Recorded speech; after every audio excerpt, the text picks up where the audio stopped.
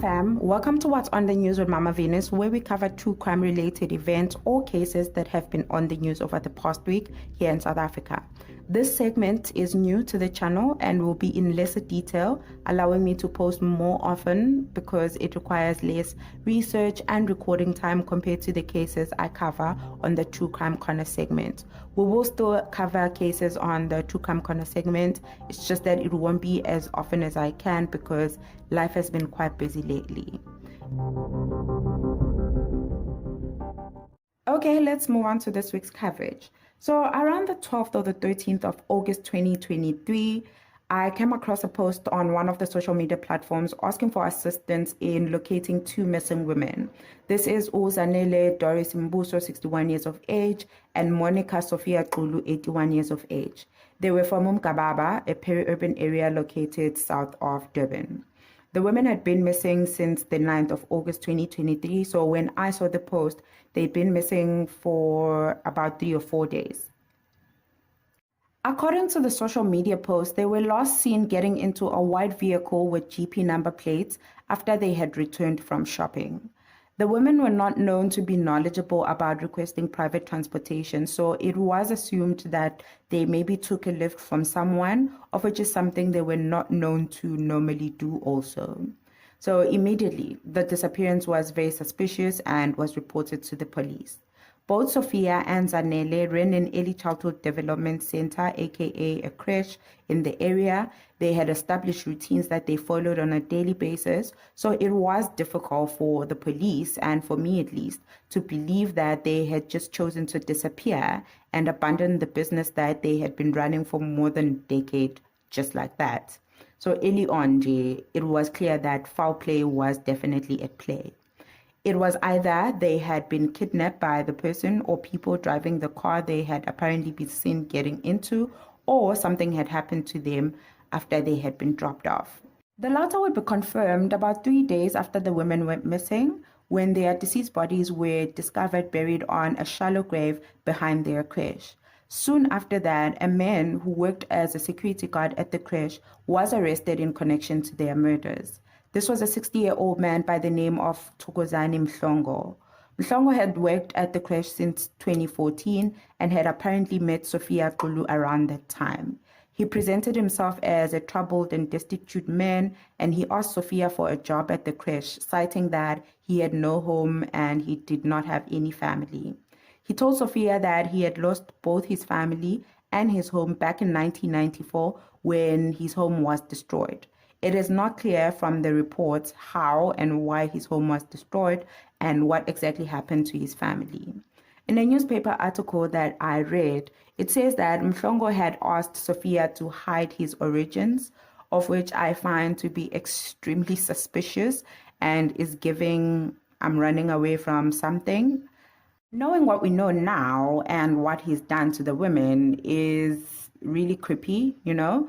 I understand Sophia was just trying to help this homeless, unassuming man, and maybe to a certain extent, Mhlongo appeared very harmless.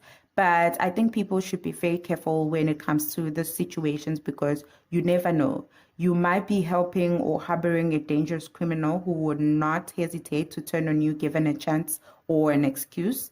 And this is exactly what happened in this case. Mhlongo was given a paying job and a place to stay at the creche, but had no issue murdering the woman who had given him some financial independence and shelter for all these years. In a statement that Mhlongo gave in court during his trial for the murders, he admitted that he had indeed murdered Sophia and Zanele, stating that at the beginning of this year, 2023, he had problems with Zanele Mbuso, who accused him of stealing food from the kitchen of the creche. The accusations are said to have continued for months, and on the 9th of August, 2023, Mhlongo decided that he was going to confront the women about these accusations. During the confrontation, the women are said to have simply ignored him and continued with whatever they had been talking about before he had approached them.